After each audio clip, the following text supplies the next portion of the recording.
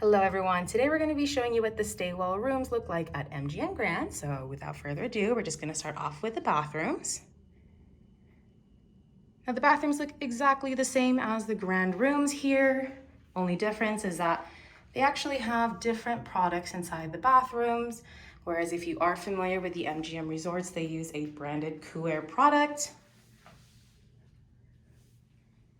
They also have a filtration system for that shower head. It's supposed to minimize how much chlorine is coming out, which is actually supposed to be good for your skin and your hair.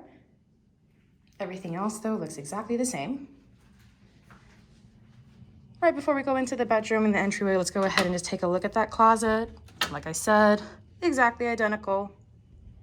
Now what starts to set this place apart is gonna be this air filter right over here. I don't believe there's actually a HEPA air filter, but since we're here during the pandemic, one can't be too careful, so it's really nice to have this air filter inside the room.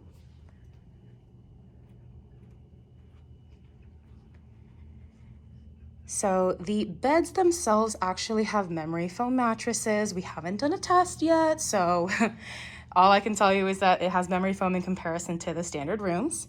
Apparently, this is going to be a dawn simulator alarm clock. I haven't tested it out yet, but we'll plan to do it tomorrow. Here you have your media center with your TV. You also have your little hub, a little bit of a bar kit. And then if you wanted the mini fridge area or mini bar, it's actually gonna be here.